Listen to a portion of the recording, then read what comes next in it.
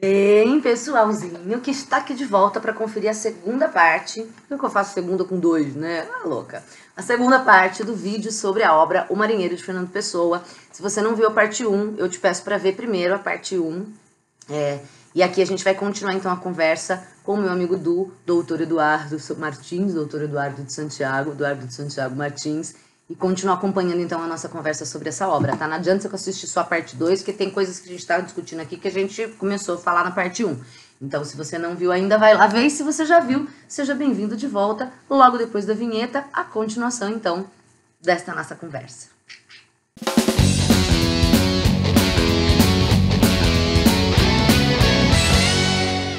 Mas essa coisa do que você falou delas serem umas, foi uma das coisas que eu anotei aqui pra gente conversar, né? Será que existe uma possibilidade dessas meninas serem a mesma pessoa? Tá escrito aqui, são a mesma? E aí eu anotei, Pessoa e as Pessoas. Porque o Fernando Pessoa é o autor conhecido pela criação dos seus heterônimos, né? Que é posterior a essa peça, né? Essa peça é de 1913, publicada em 15, mas ele escreveu em 13, e diz ele nos seus relatos que ele criou o primeiro heterônimo, que é o Caeiro, em 1914. Mas ele é conhecido por isso, por criar pessoas. E aí ele escreve como se fossem essas pessoas, é muito louca a correspondência, né? Porque ele escreve, agora eu sou Alberto Caeiro, eu vou escrever uma carta para o Fernando Pessoa. E aí ele recebe a carta, e aí ele responde a carta para o Caeiro, que é ele mesmo, mas não é.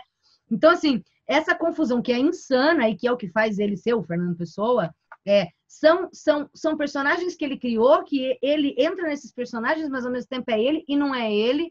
E aí, de certa forma, essa peça parece até um ensaio para isso, porque fica isso, elas não têm nome. E fica essa dúvida, será que elas não são todas a mesma pessoa? Porque elas não têm essas características, isso que você falou faz todo sentido, assim. Todo sentido. Eu acho que sim, eu acho que tem tudo a ver, e aí é interessante pensar, né, e achei legal daí você lembrar e me convidar para discutir essa peça pela minha tradição psicanalítica, né, e meu ofício. Porque a psicanálise parte justamente desse pressuposto, de que nós não somos indivíduos. O indivíduo é aquele que não é dividido. A psicanálise parte do pressuposto de que nós somos divididos. Tem alguma coisa da gente que age a despeito da nossa vontade. Certo? E o grande representante disso para a psicanálise é o sonho. É justamente o sonho. O ato de sonhar. O sonho é muito louco, porque ele é uma obra de arte. Então, primeira coisa, para a psicanálise, o sonho, ele deixa de ser... O Freud começa a pensar no sonho numa época em que, para a ciência, para a medicina daquela época, e a gente está aí no começo do final do século XIX, começo do século XX, o sonho é meio que um resto. É como se fosse um resto de material psíquico que fica e que à noite aparece, ou seja, que não serve para nada. Não é racional, é uma loucura ali que não teria sentido nenhum. Seria um resto, Ninguém um lixo. estudava isso antes dele. Ou sim, não? Estudava-se, sim. Bom, é milenar o contato das culturas com os sonhos, né, dos povos e etc. Do ponto de vista da ciência, para a ciência positivista, que é essa ciência da razão, né, o sonho não tinha interesse, não era interessante. Ninguém prestava muita atenção no sonho. O Freud começa a prestar atenção no sonho quando ele começa a perceber que, então, assim, como é que surge a psicanálise? A psicanálise surge quase... Eu vou falar um pouquinho porque acho que tem a ver, porque é o mesmo caldo cultural do Fernando Pessoa. Eles são contemporâneos. Eu não tenho notícia se eles tiveram contato, se trocaram cartas. Na cabeça a data de 1896 quando fala psicanálise. O que é isso? De onde que eu lembro disso? Por quê? Por que essa data? 1895, na verdade, é a data do lançamento da primeira obra que o Freud escreve junto com o Breuer, que era o mestre dele, que é o estudo sobre a histeria, né? Os estudos sobre a histeria. Não, não é ainda. Como? Pode ser considerado o início da psicanálise ou ainda não é? Ainda é considerado pré-psicanalítico, mas assim digamos o ponto de partida. A marca, o livro de fundação, digamos, da psicanálise oficialmente é a interpretação dos sonhos,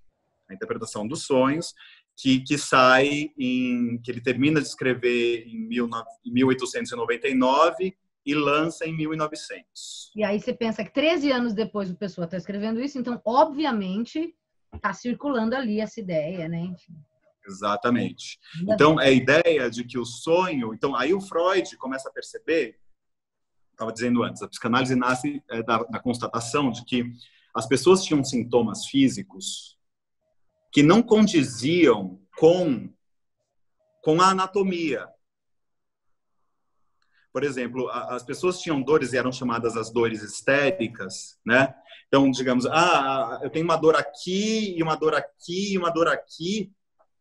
Ou seja, dores que não acompanhavam o caminho do nervo que faria aquela dor doer. Ou seja, não dá para explicar aquela dor do ponto de vista da anatomia, da fisiologia, né? Ou seja, aí o Freud começa... E quando ele tem contato com a hipnose, e ele percebe que às vezes as pessoas tinham um sintoma e quando eram hipnotizadas, elas deixavam de ter aquele sintoma quando estavam dormindo. Quando a gente sonha, a gente está hipnotizado, né? Ele fala, ué, mas que esquisito, então isso não é orgânico. Então, esse sintoma está sendo criado por essa pessoa, inconscientemente. Claro, não é um teatrinho, né? A pessoa sofre com aquilo, mas ela não sabe por que ela tem aquilo. E aí o Freud vai falar, não, peraí, eu acho que ela sabe, só que ela não sabe que ela sabe. Isso está escondido em algum lugar. E ele fala, essa pessoa tem que começar a falar. Ele percebe que a hipnose não dá muito certo, porque muita gente não é hipnotizável. E depois que a pessoa acorda do estado hipnóide, o sintoma volta, ou seja, não dura muito tempo, ele vê que não dá muito certo aquilo. E ele fala, bom, vou botar essa pessoa para falar. E ele parte da... As droguinhas, não tem? Oi? Não tem uma história que ele tenta a cocaína, que tem uma experiência com drogas, porque isso teoricamente levaria a pessoa a um processo alterado de consciência também? Tipo, quando você tá bêbado, quando você tá drogado? Ele está o tempo todo prestando atenção nos estados de consciência.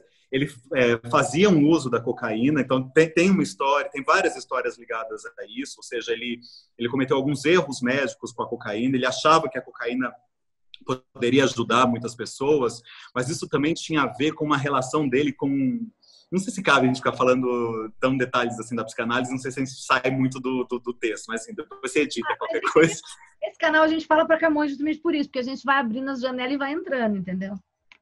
Tá. Então, olha só, a relação dele com a cocaína... Então, de fato, ele usava a cocaína não era uma droga ilícita, era um anestésico naquela época, né? E ele achava que a cocaína poderia trazer benefícios.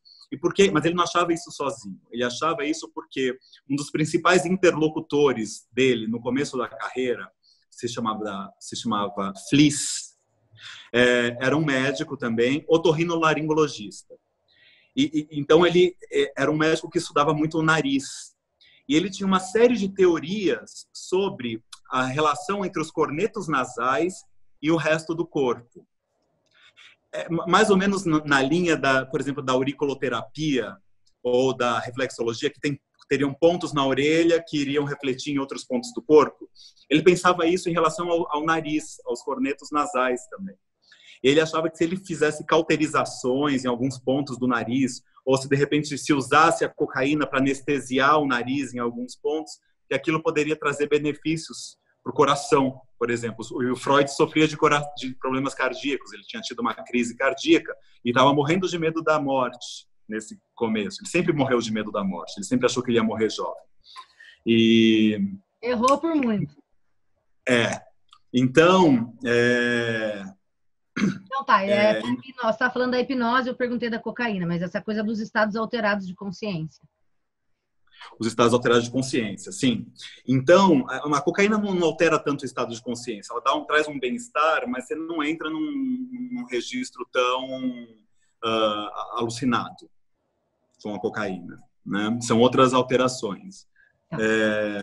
Mas, de alguma forma... enfim, o Freud foi percebendo que aqueles sintomas daquelas pessoas que não faziam sentido nenhum do ponto de vista médico, que aqueles sintomas queriam dizer alguma coisa, que aqueles sintomas tinham um sentido. e que tinham a ver com a história daquela pessoa, conforme ela ia falando num método de associação livre. Falar tudo que vem na cabeça, né? E aí ele ia percebendo que esses sintomas se encaixavam de alguma forma, simbolicamente, tinham algum valor simbólico, né? Para aquelas pessoas que sofriam com aquilo. E ele foi percebendo que, de repente, nessa fala, no meio dessa fala associativa, as pessoas, de repente, começavam a contar sonhos que elas tiveram. E ele percebia que esses sonhos também tinham elementos que também entravam nessa mesma cadeia de representantes simbólicos. O sonho e a fala da pessoa e o sintoma tinham a ver, né?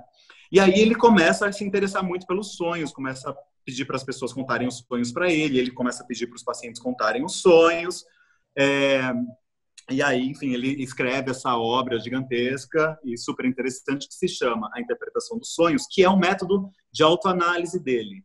É o momento em que ele faz a autoanálise. Então, os principais sonhos que estão na interpretação dos sonhos são sonhos do próprio Freud.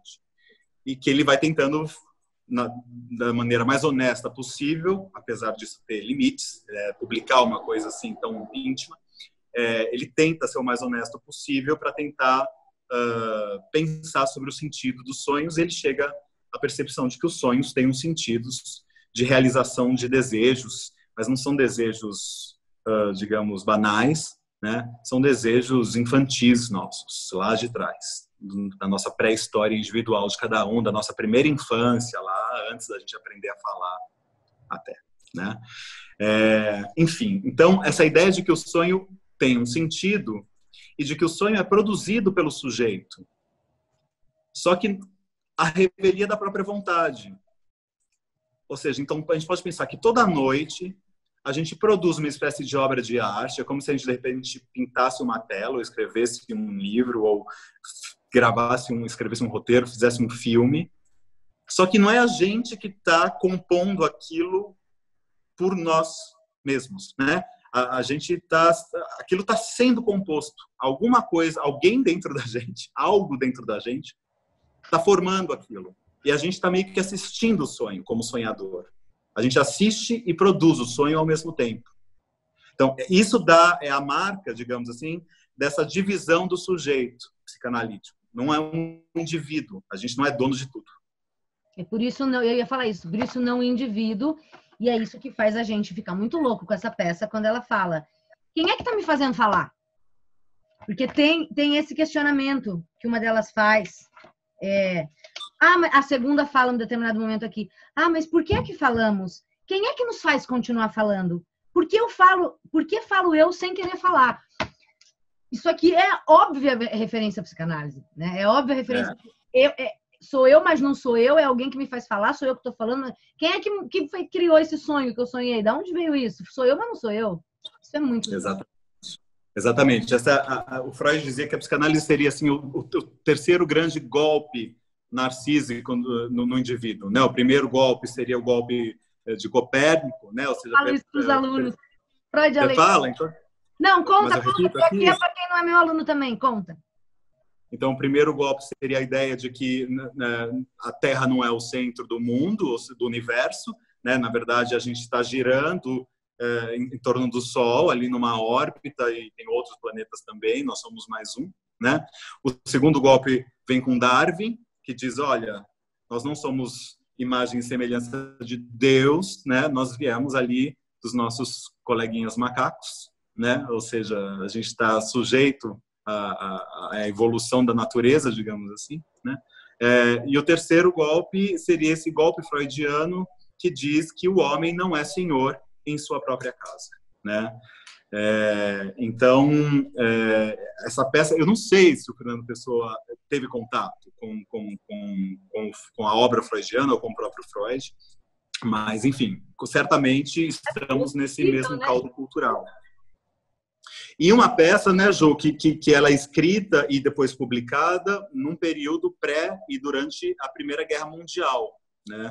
Então, esse é um período em que também, né, é importante lembrar desse contexto histórico em que essa peça surge, que o mundo está extremamente abalado com um retrocesso civilizatório que aparece na Primeira Guerra Mundial. Ninguém poderia imaginar que a humanidade, que os estados iriam entrar num conflito bélico tão terrível, tão bruto, tão brutal, né?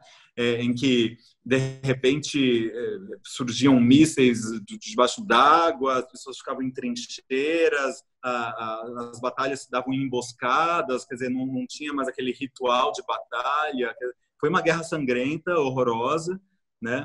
E então, assim, não sei o Fernando Pessoa, não sou grande estudioso do Fernando Pessoa, eu gosto de muita coisa dele, mas o Freud sofreu um baque terrível assim, durante a Primeira Guerra. Por outro lado, foi um dos períodos que ele mais escreveu. Ele ficou recluso, numa espécie de quarentena, né? Não era uma quarentena por pandemia ainda, né? A gripe espanhola viria logo depois, mas ele perdeu uma filha pela gripe espanhola, o Freud.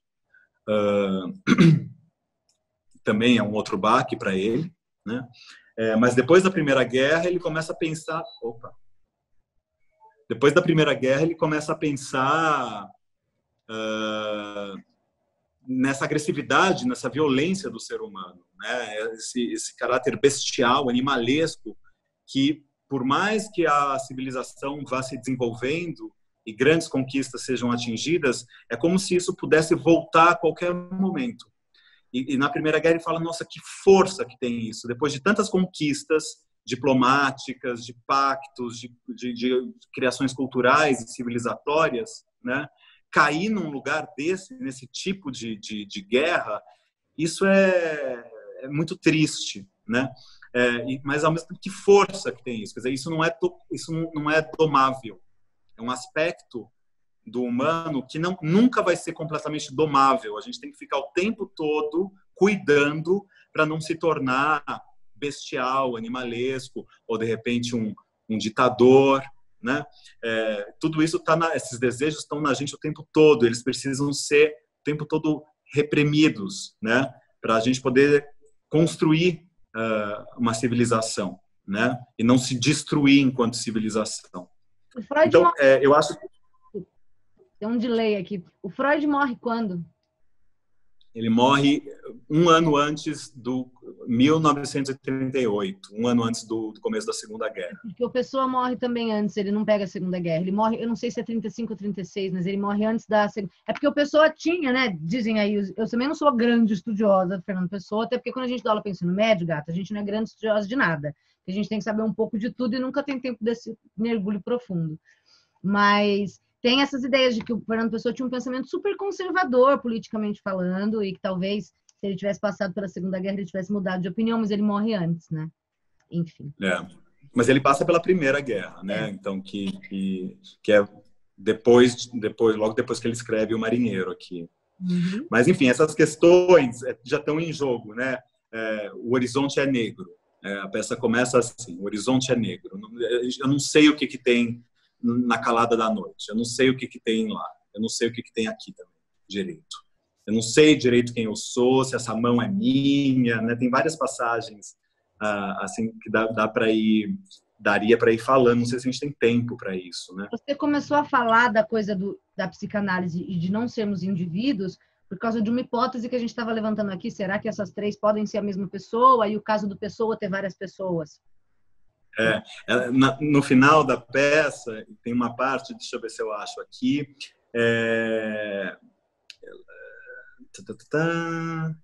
Bom, primeiro aquele momento em que você fala que você fica arrepiada, né? Aquela que finge estar ali era bela e nova como nós, ou seja, tem uma questão identificatória, nós também vamos morrer um dia, né?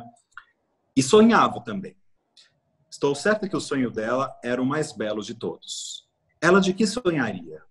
Falar em mais baixo. Ela escuta-nos, talvez, e já sabe para que servem os sonhos. Olha que interessante. Aquela que já morreu descobriu o mistério.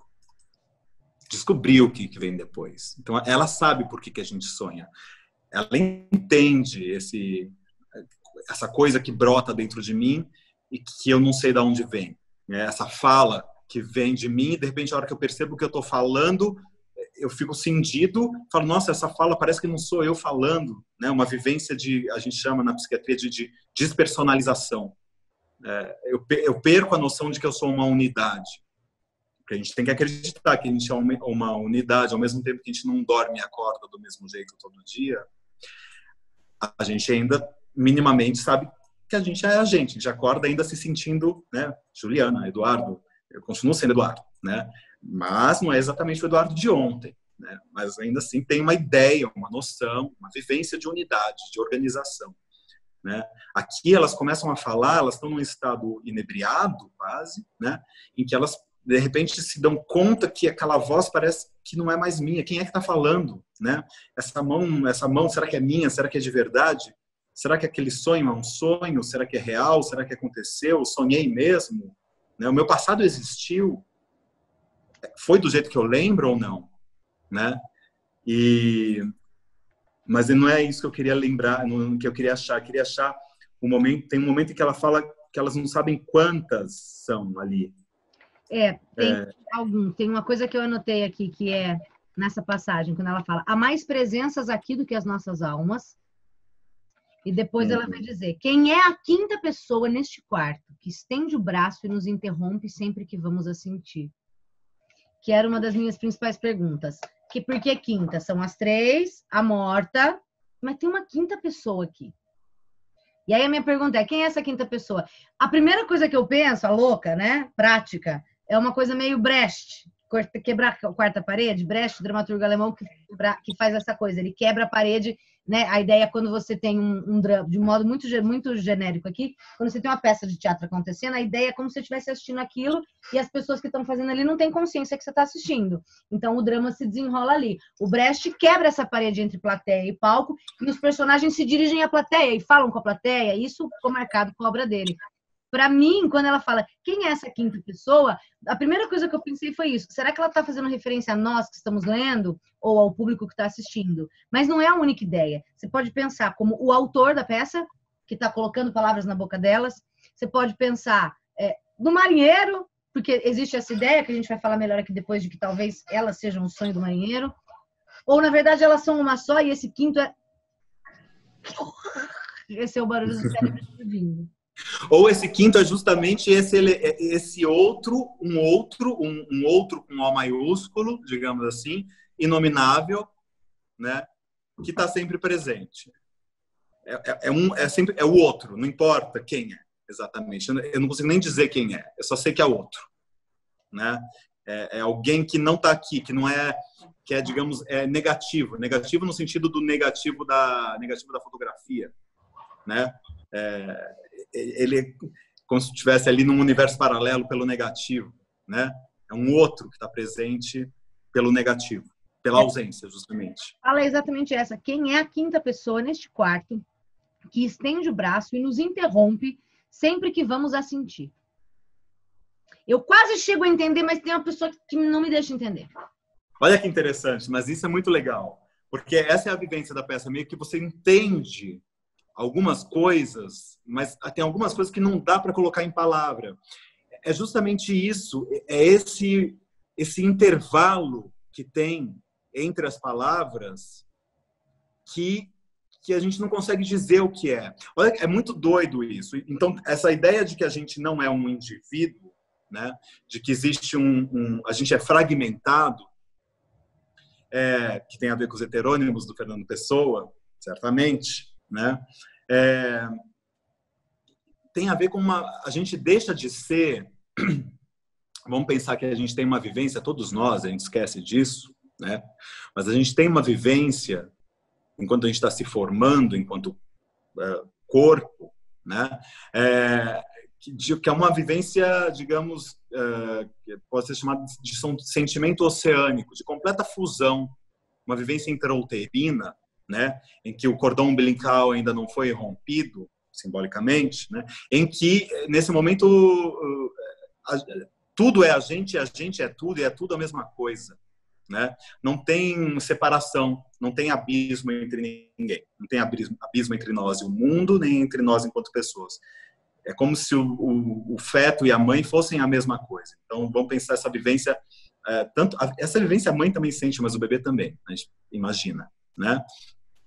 A partir do momento em que esse bebê nasce, né, simbolicamente, cortar o cordão umbilical de alguma forma, é que a gente só existe, e essa é a condição de sujeito que o existencialismo pensa na filosofia existencialista, né, trabalha em pensamento, é a condição de que a gente só existe através das palavras, da linguagem. A gente é dito, né? A gente é dito desde quando a gente está dentro do útero. As pessoas já falam da gente, já dão um nome, é o bebê, seu filho, o neném, né? Então, desde que a gente nasce, o tempo todo as pessoas estão falando com a gente, falando que a gente é uma série de coisas. Você é isso, você é um bebê, você é lindo, você é fofo, você é bravo, é corajoso. Enfim, essas coisas que as mães falam para os bebês. E precisa, é isso que começa a dar para a gente uma ideia de que a gente é alguma coisa, mas ainda assim, a gente não nasce sendo eu, a gente nasce sendo o outro. A gente nasce sendo o bebê. Né? Um bebê, quando olha nas fotografias, ele fala mamãe, papai, bebê, ou, sei lá, a Ju pequenininha, mamãe, papai, essa é a Ju. Não fala esse sou eu. A criancinha não fala essa sou eu. A primeira fala essa é a Ju. Até que em determinado momento, esse Ju se torna eu. Uma eu. Hã? Eita porra, sou eu. Essa Ju sou eu. Imagina que louco que é isso. Isso, exatamente. Então, essa constatação, isso aparece... Eu tenho até aqui depois, se você quiser, eu te mando. Uma vez eu dei uma aula sobre um texto do Freud, que é um dos textos mais legais, que eu, na minha opinião, um dos textos que eu mais gosto, que se chama O Infamiliar, ou O Estranho Familiar. Em alemão é das Unheimlich, que é um texto em que ele vai falar de uma série de fenômenos da vida que dão um certo arrepio, assim, que a gente... seria como se a gente... São momentos em que a gente se depara com isso. Mas, assim, na real mesmo. A gente olha no espelho e não se reconhece. Nossa, não sei se você já teve essa vivência. Tô lembrando de muita coisa. Eu tô lembrando do vídeo do espelho, que é o conto do Machado, que a gente fala, que fala justamente sobre isso. Quem sou eu no espelho. E tô lembrando da louca, maravilhosa professora que eu tive aula, Miriam Garat, que adorava psicanálise, inclusive, na Unicamp. E o tema do curso todo foi o duplo. E aí, essas aparições na literatura do duplo, que ou é uma sombra que se mexe diferente de mim, ou é no Cisne Negro, a imagem que vira um microsegundo depois de mim, ou o William Wilson do Poe, enfim. Essa figura do duplo, que sou eu, mas não sou eu, e que tem tudo a ver com a psicanálise, é muito frequente na literatura, na arte. Eu tô aqui, você está falando, eu tô aqui, veja.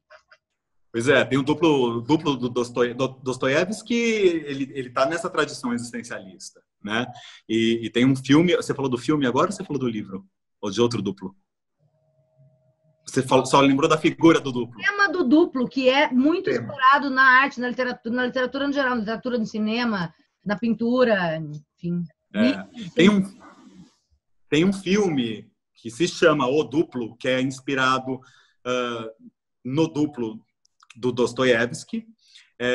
Eu não lembro agora o nome do diretor, mas é muito legal, vale a pena assistir.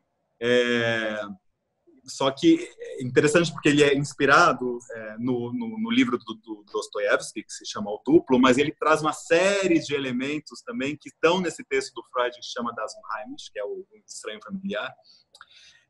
Então, nesse texto, o Freud fala muito desse fenômeno do duplo, ele fala muito sobre isso, mas ele fala principalmente a partir de uma análise de um conto que se chama O Homem de Areia, Nossa, agora fugiu o nome do autor. Não é do Hoffman? Do Hoffman, exatamente. Eu li nessa disciplina que eu tô te falando. Eu tava abrindo o armário aqui para pegar, porque eu tenho todos os meus textos da Unicamp, mas ficou tanto que isso faz muitos anos, eu me lembro. Hoffman. O Homem da Areia é maravilhoso. Então, enfim, esse fenômeno do duplo, ou do quinto, ou do sextuplo, ou no caso do Fernando Pessoa, do, sei lá, centésimo, ele tinha mais de 100 heterônimos, né? Quando Eu dei para o meu pai de presente um livro com todas as assinaturas diferentes de cada um. Eu dei de presente para o meu pai, uma vez, um livro que traz todas as assinaturas dos heterônimos do Fernando Pessoa, porque elas eram diferentes também. Existiam vários, mas tinham muitos, né? A gente conhece principalmente 4, né? 3 coisas. Primeiro, você vai descobrir o nome desse livro para me falar, que eu quero saber. Segundo, ele fazia mapa astral, você sabe disso, né? Ele era super astrólogo. Ele tem mapa astral dos heterônimos. Ah, 12 heterônimos? Eu não sabia disso. Ele fazia os mapas astrais dos caras. Tá curtindo? O Du é incrível, né, gente? Fiquei muito feliz dele estar aqui com a gente. Bom, a gente vai fazer mais uma pausa aqui para o vídeo não ficar tão gigante, apesar de os vídeos desse canal serem gigantes. A gente vai fazer uma pequena pausa aqui e volta para continuar essa conversa e finalizar na parte 3. Então, você que está aqui até agora, muito obrigada. Peço para deixar o seu comentário aqui com suas dúvidas, com seus anseios ou com os insights que você pode ter tido aí com essa obra, com essa conversa. E a gente volta para a parte 3, beleza? Vai lá, clica aqui, curte, se inscreve se não é inscrito, manda pros amigos, pros inimigos, procura lá meu Instagram, fala pra Camões. E é isso, a gente volta para falar da parte 3. Beijo e até!